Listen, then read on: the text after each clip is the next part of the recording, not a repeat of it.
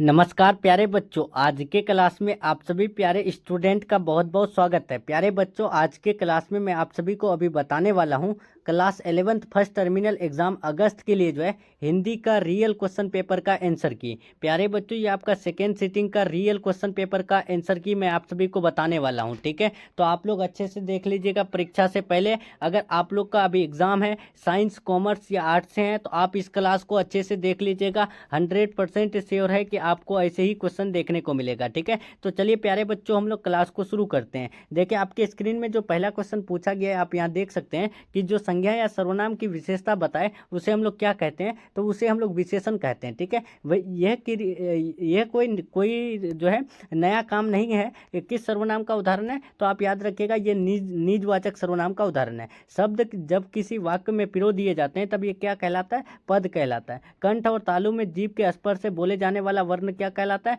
कंठ तालब कहलाता है। देखिए, सौ ध्वनि का उच्चारण स्थान क्या होता है, तो तालु होता है। हिंदी में अनुनासिक वर्णों की संख्या कितनी होती है, तो आप याद रखिएगा 6 का right answer option number A हो जाएगा 5। निम्नलिखित में कौन शुद्ध शब्द है, परस्पर शुद्ध शब्द है। नेक्स्ट चलते हैं 8 नंबर। निम्नलिखित चिन्हों में विस्मयादि बोधक का चिन्ह कौन है, तो ऑप्शन नंबर डी हो जाएगा। प्यारे बच्चों, ये आपका 100% रियल है। ठीक है, आप लोग बिलीव कीजिए, आप लोग एग्जाम देकर के आकर के कमेंट कीजिएगा। ठीक है, तो देखिए यहाँ पर को के लिए किस कारक की विभक्ति है, तो आप याद रखिएगा संप्रदान कारक की। नेक्स्ट देखिए, अंगूठा दिखाना मुहावरे का अर्थ होता है, तो ऑप्शन नंबर बी हो जाएगा, समय पर धोखा देना। आम का पर्यायवाची शब्द होता है, तो आम का पर्यायवाची जो शब्द होता है आप याद रखिएगा 11 का ऑप्शन नंबर ए हो जाएगा, रसाल। कुटिल शब्द का विलोम होता है, तो सरल हो जाएगा। नेक्स्ट चलते हैं यहाँ पर 13 नंबर। प्रार्थना शब्द का लिंग है, तो प्रार्थना जो स्त्रीलिंग है। जो स्त्री के स्वभाव का है उसे हम लोग क्या कहते हैं, तो जो स्त्री के स्वभाव का हो उसे हम लोग जो है ना यानी स्त्रैण कहते हैं। ठीक है, राइट आंसर सी हो जाएगा। नेक्स्ट चलते हैं, निम्न में कौन शुद्ध वाक्य है, तो शुद्ध वाक्य यहाँ ऑप्शन नंबर बी हो जाएगा, यह कविता अनेक भाव प्रकट करती है। नेक्स्ट देखिए 16 नंबर। हिंदी के महान कथाकार प्रेमचंद का मूल नाम क्या था, तो धनपत राय था। निम्नलिखित में प्रेमचंद रचित उपन्यास का नाम क्या है, तो जिंदगी नामा है। नेक्स्ट चलते हैं 18 नंबर। महान कथाकार प्रेमचंद का जन्म कब हुआ था, 31 जुलाई 1880 को हुआ था। राइट आंसर सी हो जाएगा। चलिए 19 नंबर देखे, प्रेमचंद ने सरकारी नौकरी कब छोड़ी, तो असहयोग आंदोलन छिड़ने के बाद। नेक्स्ट देखिए 20 नंबर। पूस की रात शीर्षक कहानी का प्रमुख पात्र हल्कू किस व्यवसाय की दृष्टि से है, तो आप याद रखिएगा पटवारी। नेक्स्ट देखिए यहाँ पर हल्कू ने जबरा को आगे की ठंड काटने के लिए क्या आश्वासन दिया, तो देखिए रात जब बड़ी थी तो वो लोग क्या बोले थे कि आज जो है किसी तरह से यानी यहाँ रात जो है बिता लेते हैं, उसके बाद कल से यहाँ पुआल बिछा देंगे। ठीक है, नेक्स्ट चलते हैं, ये पूस की रात से कहानी है। ठीक है, नेक्स्ट देखिए, हल्कू कैसे जान सका कि रात अभी पहर बाकी है,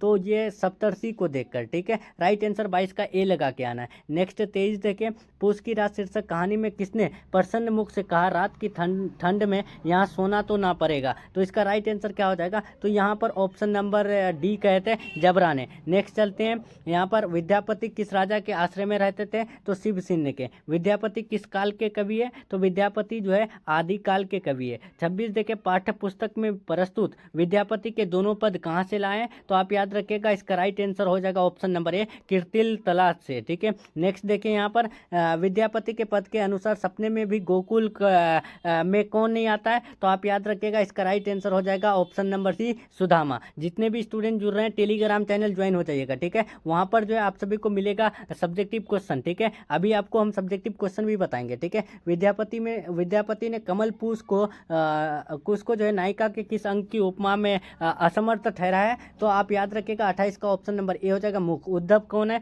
तो उद्धव जो है विद्यापति के मित्र है। विद्यापति के पद में मधुपुर शब्द किसके लिए है, तो आप याद रखिएगा इसका राइट आंसर सी हो जाएगा, यानी गोकुल के लिए। ठीक है, राइट आंसर जो हो जाएगा ऑप्शन नंबर ए 30 का। देखिए, अब यहाँ पर आपको सब्जेक्टिव यहाँ पूछा गया, एक पर निबंध लिख के, वर्षा ऋतु, मेरा प्रिय नेता, उसके बाद दहेज प्रथा, स्वस्थ अमूल्य धन। ठीक है, ये पूछा है। अब 2 मार्क्स यहाँ पर देख लीजिए। ठीक है, इसका आंसर आपको मैं टेलीग्राम पे भेज देता हूँ, आप लोग जल्दी से देख लीजिए और अपना एग्जाम जो है अच्छे से दे दीजिएगा। ठीक है, कंप्यूटर के महत्व के बारे में एक छोटा सा जो है पत्र लिखना है, तो ये लिख देना है आपको। उसके बाद देखिए 5 नंबर पूछा गया है। ठीक है, 5 नंबर में आपको 4 नंबर यानी 4 मार्क्स का पूछा गया सप्रसंग व्याख्या करें, तो आप लोग को ये व्याख्या कर देना है। इसका आंसर टेलीग्राम पे दे देंगे, वो ऑब्जेक्टिव क्वेश्चन आपको पूरा बता दिए, ठीक है। तो चलिए प्यारे बच्चों, आप लोग को क्लास कैसा लगा कमेंट में बताइएगा, और आप सभी एग्जाम के बाद जरूर बताइएगा एग्जाम में आया था या नहीं आया था। ये मैं आपको रियल दे दिया, क्योंकि अभी जो है आप लोग भरोसा नहीं करेंगे, ठीक है।